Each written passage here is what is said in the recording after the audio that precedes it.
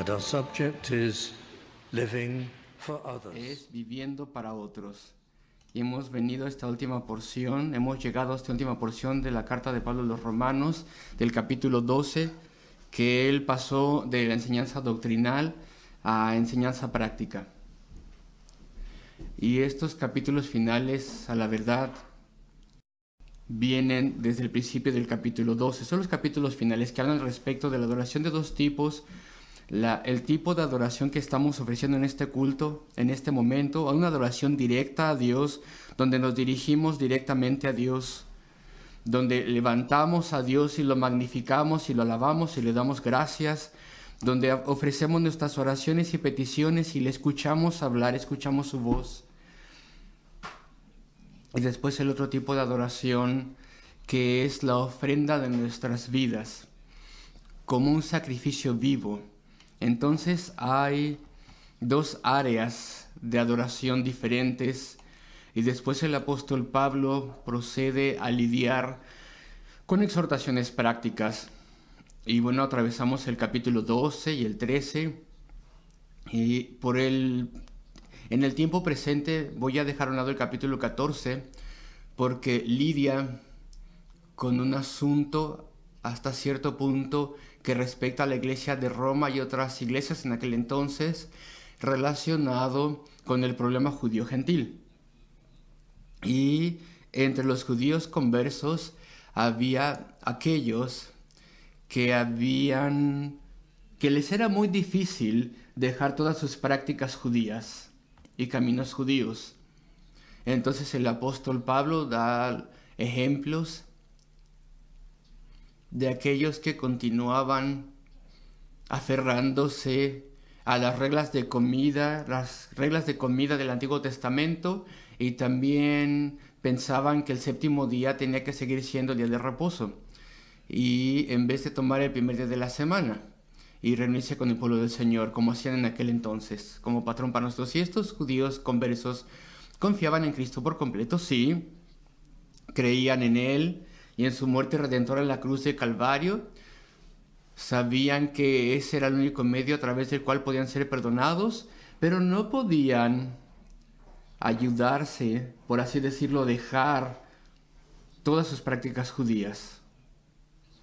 Entonces, esto provocó intranquilidad entre los conversos y entre los gentiles, y pensaban, ¿por qué se aferran a eso?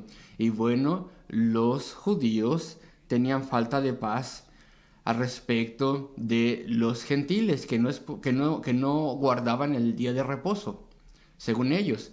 Y bueno, el apóstol Pablo decía que si esos judíos conversos no confiaban en sus prácticas distintivamente judías para la salvación, siempre que ellos hubieran entendido, lo cual sí era así en Roma y en otras iglesias también, que estas cosas no podían contribuir en absoluto a su estatus delante de Dios, que entendieran que esos eran ritos que les enseñaban en el Antiguo Testamento, eran artículos de enseñanza y en absoluto contribuían para la salvación. Entonces la iglesia, de forma amable, permitía que continuasen con ciertas cosas. El último día de la semana podían guardarlo como el día de reposo, porque no podían ellos dejar eso a un lado. No podían pensar que ya podían venir junto con otros gentiles convertidos el primer día de la semana a alabar al Señor. Así que todo el capítulo 14 es una exhortación, un razonamiento para aquellos judíos conversos y también los gentiles conversos a recibir y a aceptarse los unos a los otros en el Señor.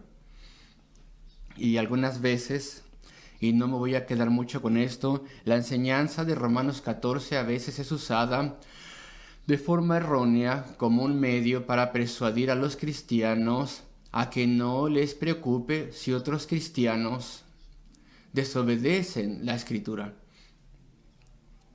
¿Acaso Romanos 14 no exhorta que las pequeñas diferencias, si pudiéramos llamarlas así, son nada y todos tenemos que ser uno en Cristo Jesús?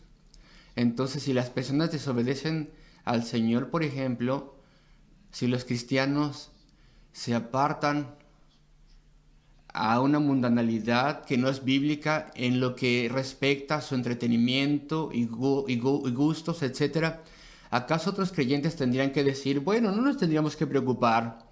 No es un asunto central que salve almas. Y Romanos 14 dice, bueno, tenemos que recibirnos los unos a los otros. No, en absoluto. Romanos 14 para nada justifica nada así. Nunca justifica que dejemos a un lado a la ligera las cosas que están mal. Lo que los judíos conversos estaban haciendo no estaba mal, era algo totalmente innecesario. Estaban exagerando al mantener la atmósfera del séptimo día de la semana, pero no estaba mal. Y entonces Pablo llama a esto una conciencia débil. Tenían una conciencia exagerada al respecto. Lo que estaban haciendo no es que estuviera mal, siempre que no confiaran en eso para su salvación. Lo cual sí habían hecho antes de la conversión. Y no quiero mencionar nada más del capítulo 14. Y si hay principios que aprendamos en el capítulo 14, y sí lo hay, pues es que no hacemos diferencia al respecto de cosas que la Biblia no gobierna. Por ejemplo, no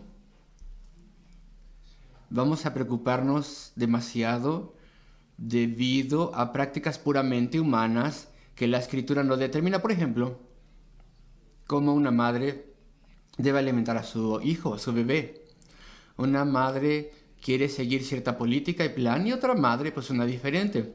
Eso no tiene ningún significado espiritual y en absoluto debería causar ninguna falta de confianza entre creyentes o una desaprobación. No es un asunto que sea establecido o prescrito en la palabra de Dios.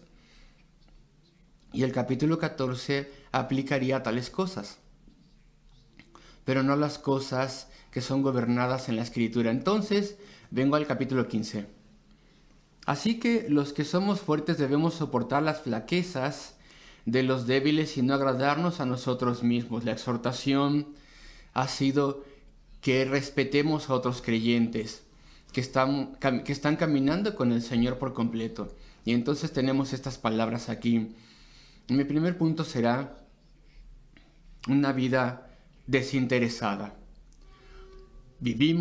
¿Tú vives una vida desinteresada? Así que los que somos fuertes, Pablo se incluye a él mismo. Él considera que los gentiles convertidos eran los que tenían una conciencia más fuerte y que entendían más claramente sus obligaciones culturales. Y las ordenanzas de la iglesia judía no podía hacer nada para contribuir a la salvación. Entonces dice, así que los que somos fuertes debemos soportar las flaquezas de los débiles. Esta palabra que dice aquí, flaquezas, el griego podría ser traducido escrúpulos de los débiles. Eso es lo que significa de forma literal. Las dudas de los débiles. Tenían escrúpulos de conciencia. No podían dejar a un lado algunas de sus prácticas antiguas. Su cultura religiosa les parecía refinada y les parecía que era mantener lo que Dios quería. Así que sospechaban de los gentiles, y ya lo mencioné. Y entonces dice el versículo 1, así que los que somos fuertes debemos soportar las flaquezas, los escrúpulos de conciencia de los débiles. Esos escrúpulos exagerados. Y lo importante para nosotros es y no agradarnos a nosotros mismos. No agradarnos a nosotros mismos. ¿Estás agradándote a ti mismo, a ti misma? ¿Como esposo? ¿Como esposa? Lo que a mí me gusta, lo que yo quiero, lo que yo disfruto, lo que a mí me parece agradable. O quien quiera que me caiga bien y que a mí me guste estar con esa persona en una iglesia. ¿A quién hablas tú en la iglesia? ¿Con quién te relacionas? ¿Quiénes son tus amigos? ¿Personas que son iguales a ti nada más? ¿Personas que te corresponden? personas con las que tienes mucho en común solamente, personas solamente de tu propia edad, personas de tu propia profesión en la vida, personas que son de tu mismo tipo, de tu mismo contexto, de tu misma etnicidad. Es lo que yo quiero. Eso es lo que me es agradable. Con esto estoy con esto estoy tranquilo. Sin embargo, un buen lema para el creyente es no agradarnos a nosotros mismos. Es una regla de la sociedad moderna. Es una regla absoluta. Hay una generación que ha sido criada así. Esto es a lo que me refiero. Tú tienes derecho de hacer lo que tú quieras, de hacer lo que te agrade, las cosas que quieras tener, la carrera que quieras practicar, es lo que tú quieras. Las personas dicen así: ¿has pensado al respecto de lo que tú quisieras hacer en la vida? Bueno, a mí me gusta esto y me gusta aquello. Y ese es el gran principio de la vida hoy en día. Es una vida egoísta. Esta es la regla de la sociedad moderna. Y nosotros tendríamos que pensar al respecto de cada actividad en la vida, un razonamiento que esté en línea con no agradarnos a nosotros mismos. Pensar si algo es justo, si es correcto, si es justo para otras personas, en la familia, en la iglesia. ¿Es algo útil? ¿Es algo productivo? ¿Es algo productivo de forma espiritual? ¿Es mi deber? ¿Verdaderamente paga mi deuda espiritual? Este es el tipo de cosas que debemos preguntar. Y tenemos que entrenarnos a hacer estas preguntas, y sin esto no podemos vivir una vida desinteresada. Más bien viviríamos una vida dominada por una tendencia de agradarnos a nosotros mismos. Este es el primer reto bíblico. No tenemos que preocuparnos tanto al respecto de los creyentes judíos gentiles, pero sí tenemos que ocuparnos al respecto de no agradarnos a nosotros mismos. Y esto también habla de que soportemos las flaquezas de los débiles. No solamente los que tienen unos escrúpulos exagerados, sino que los que son, por ejemplo, jóvenes en la fe, los jóvenes que no saben nada hoy en día.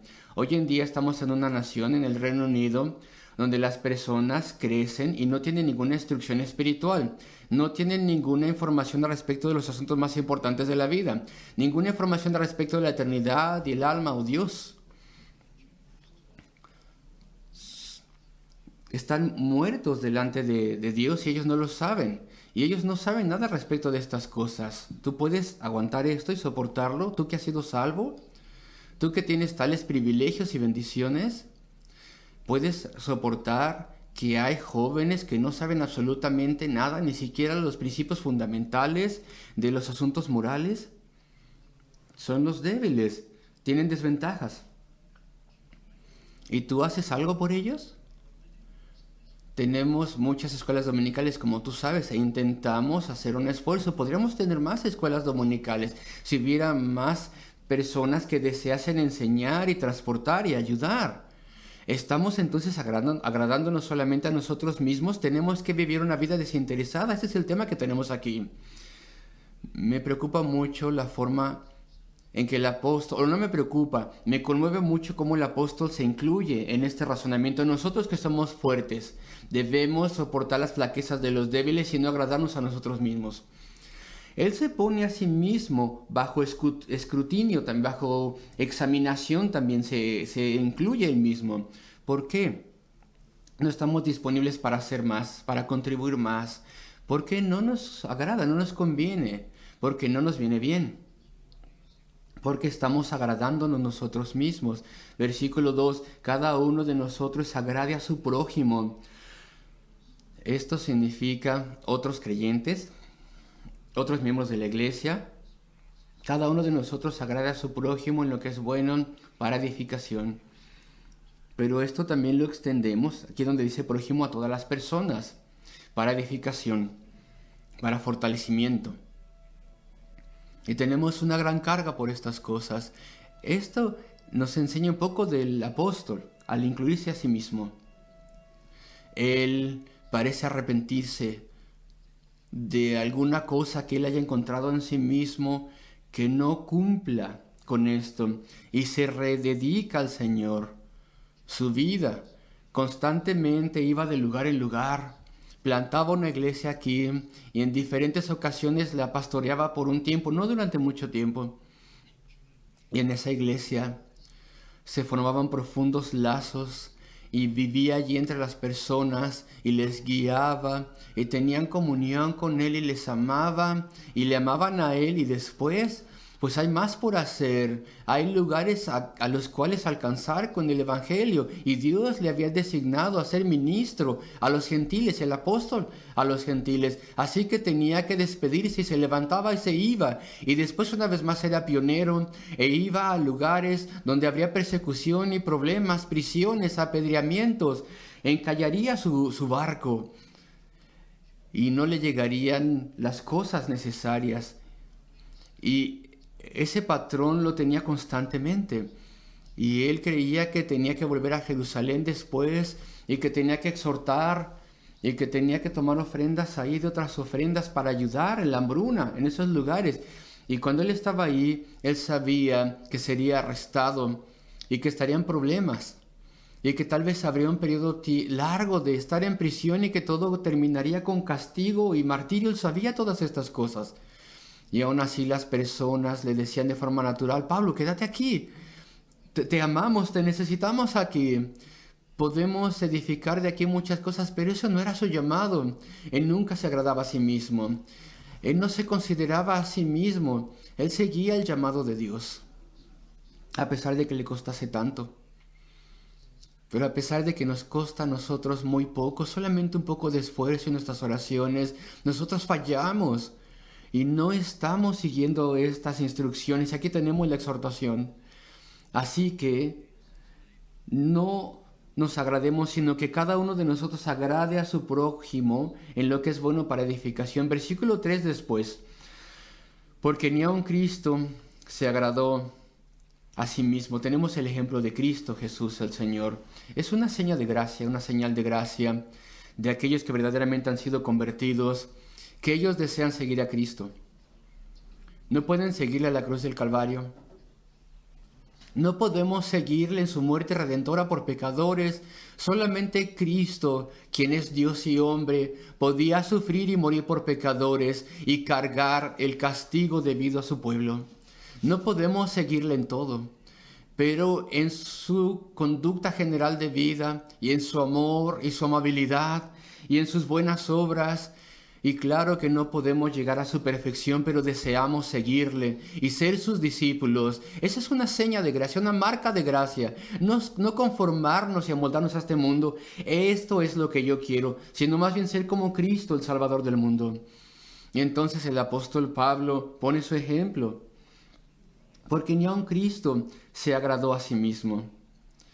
Ni siquiera Cristo, que tenía todo derecho de agradarse a sí mismo, el Creador, el que hizo todas las cosas, el miembro de la deidad, a quien le fue designada la creación del universo. Eso es lo que dice la enseñanza.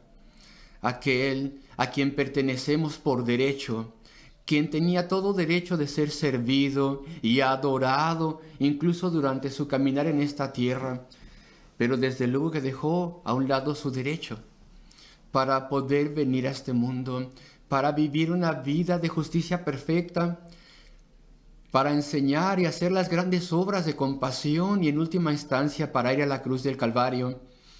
Incluso Cristo no se agradó a sí mismo, y tal vez yo esperaría ver, y tal vez tú también, que el razonamiento del apóstol iría así. Porque incluso Cristo no se agradó a sí mismo, sino que fue al Calvario. Lo cual fue, desde luego, su más dolorosa obra, lo que más le costó. Esperaríamos que al usar el ejemplo de Cristo, comportándose de forma completamente desinteresada, uno pensaría que se mencionaría aquí el ejemplo perfecto del Calvario. Pero Pablo no utiliza este ejemplo. Él usa algo menor. Aún Cristo no se agradó a sí mismo, antes bien como está escrito, una cita del Salmo 69, los vituperios de los que te vituperaban cayeron sobre mí. Y da el ejemplo del servicio desinteresado de Cristo, el hecho de que estaba listo a sufrir vituperio, a través de lo cual se quiere decir calumnias, mentiras maliciosas, planes en contra de él, todo tipo de indignidad, que se expresó a través de acciones y palabras, y estuvo dispuesto a sufrir todo esto. Y ese es el ejemplo de su desinterés. Así que tenemos la pregunta natural: ¿por qué Pablo escoge lo que pensaríamos que es el ejemplo menor en vez del mayor? Y probablemente la respuesta es la siguiente: que el tema que se está tratando es cómo nosotros nos comportamos cada día de nuestra vida. Entonces el ejemplo de Cristo sería a través de su vida diaria, no a través de su acto supremo de redención. Cristo, en su vida diaria, él hacía su ministerio de amabilidad a las personas. Él sanaba, él predicaba el evangelio del arrepentimiento y remisión de pecados, a pesar de que eso trajo sobre él tal calumnia y odio y hostilidad de los líderes de las personas. Y aún así él hizo todo esto y lo hizo sin cesar. El apóstol Pablo le siguió en eso. Así que este es el ejemplo. No podemos imitar a Cristo en su grande obra final, pero su muerte redentora en la cruz del Calvario no la podemos imitar. Pero la vida diaria sí la podemos imitar. Tal vez nos cueste vivir una vida no desinteresada y dejar a un lado lo que yo quiero, lo que me viene bien. Tal vez me cuesta trabajo dejar a un lado las cosas que yo prefiero y más bien anteponer la necesidad de otros a nuestro alrededor y ministrarles, ayudarles. Y claro que no nos costará lo que le costaba a Cristo. Tal vez cueste algo de oposición y tal vez podamos sufrir desventajas porque las personas saben que somos cristianos en tu trabajo, en tu lugar de empleo. Tal vez pierdas incluso promociones, pero no te va a costar nada que sea tan doloroso como lo que Cristo sufrió al vivir una vida desinteresada, ministrando entre las personas. Y aún así nos echamos para atrás.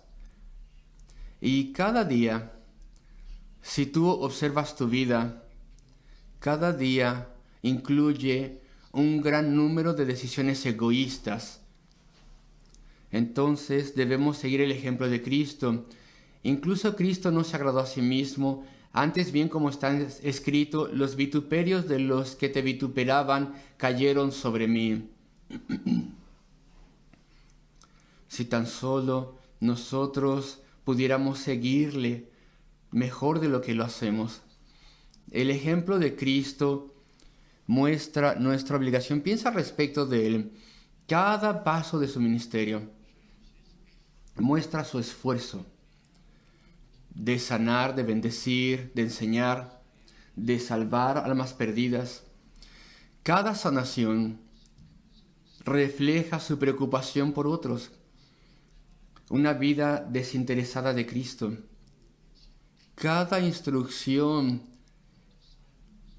que le dio a sus discípulos mostraba su paciencia para con ellos, porque eran lentos para aprender. Cada sermón que predicó mostraba su deseo por las almas de las personas. Lo hacía todo muy fácil. Sus ilustraciones eran brillantes, sus parábolas también. Entonces vemos su vida desinteresada, su preocupación profunda por los perdidos en todo lo que él hacía, a pesar de todo el desprecio en contra de él.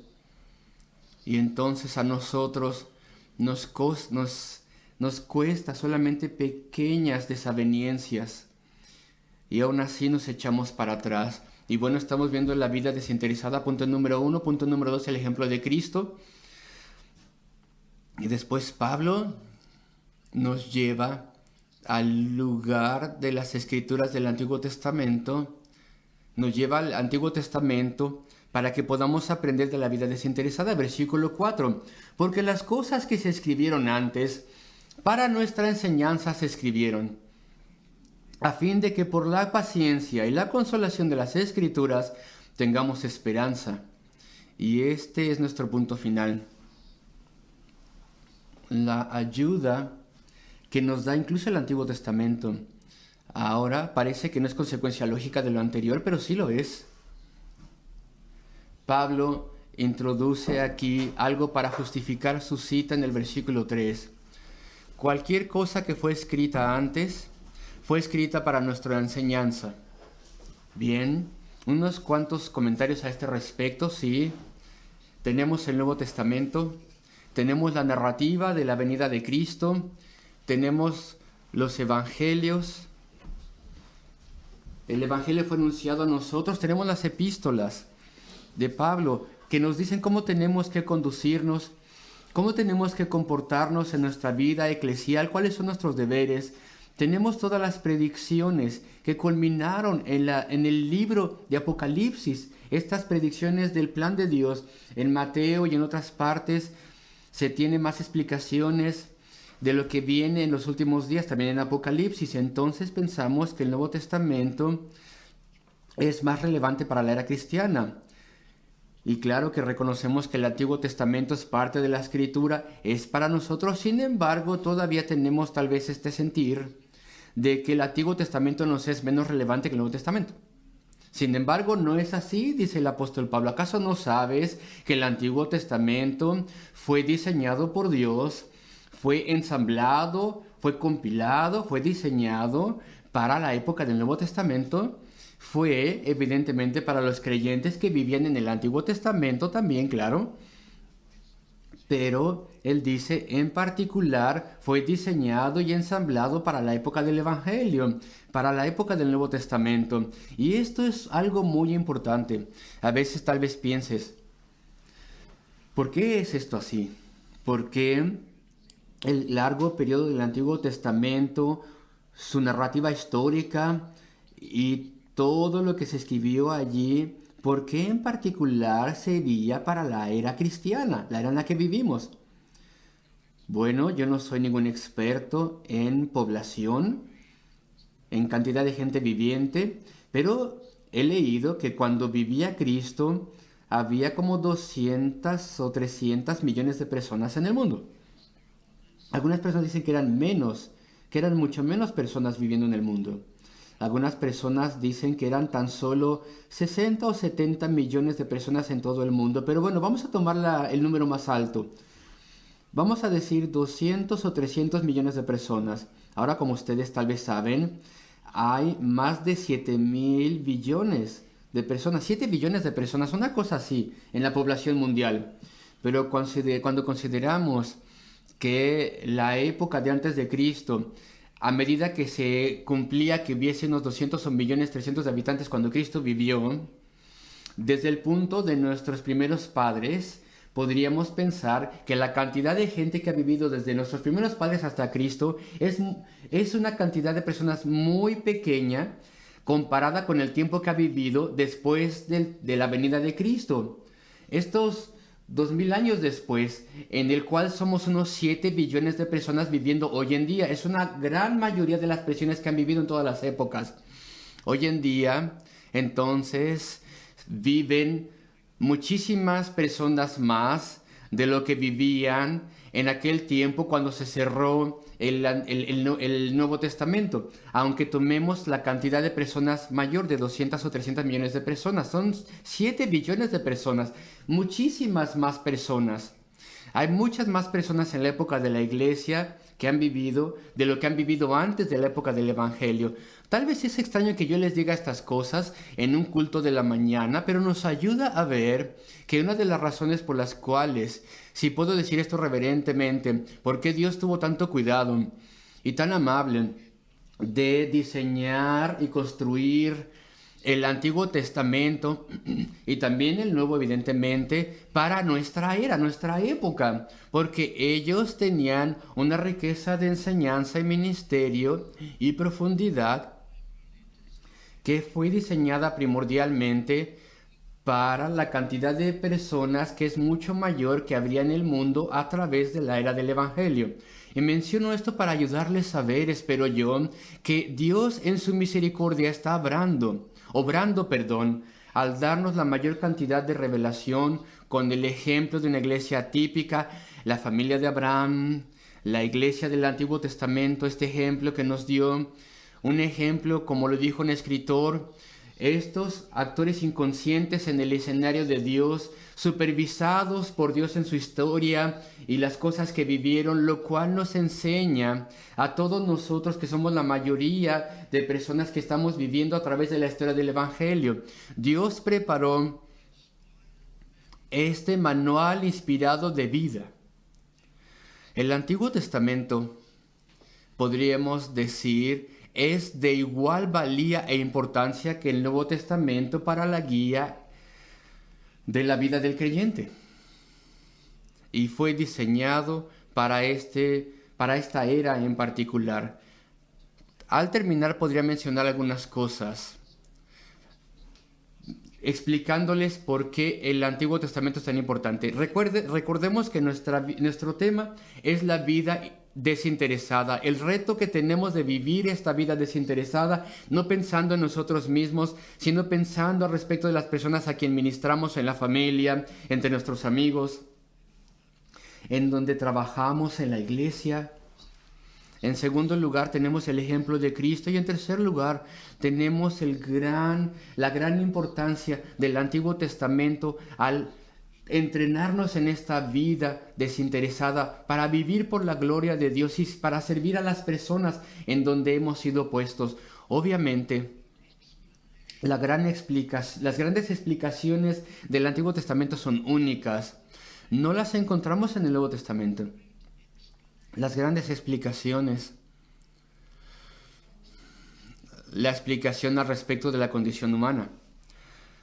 ¿Por qué somos como somos? Todo eso está en el Antiguo Testamento. Esta explicación está en Génesis, como ustedes lo saben, y en otras partes también.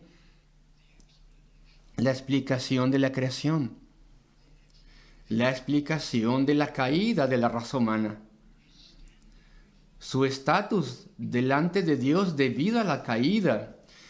Ahora como una raza humana condenada. La necesidad de la raza humana de un Salvador. Todas estas cosas están en el Antiguo Testamento. El plan de Dios. La naturaleza de la redención es más grandemente explicada en el Antiguo Testamento. Entonces tenemos las grandes explicaciones de la naturaleza humana y la vida y el vivir. Todo eso está en el Antiguo Testamento. Y después están las promesas y las profecías al respecto de cómo Dios resolvería el problema, enviando al Salvador. Y todas las promesas de Dios a aquellos que confían en Él. Todo esto está en el Antiguo Testamento, algunas en el Nuevo también, pero la mayoría en el Antiguo Testamento. Y después tenemos los paralelos, las ilustraciones. ¿Tú sabes qué es un paralelo? Bueno, he mencionado ya la familia de Abraham, la historia de la iglesia típica, la iglesia representativa del Antiguo Testamento, el ejemplo, y cómo Dios bendijo sus actos de fe y cómo castigó también sus actos de incredulidad. La historia de la iglesia está allí en los tiempos remotos. La gran instrucción a la familia de Dios hoy en día, con todos los eventos prácticos y los ejemplos de cómo Dios reacciona a nuestro comportamiento. Todo eso está en el Antiguo Testamento. Los paralelos. Hay tantos paralelos que aplican a las situaciones que vivimos hoy en día de forma espiritual. Y después está la adoración también del Antiguo Testamento. Los principios de adoración. A pesar de que la forma de adoración ya no incluye las ceremonias y los sacrificios, sin embargo los principios de adoración están allí y tenemos también el salterio.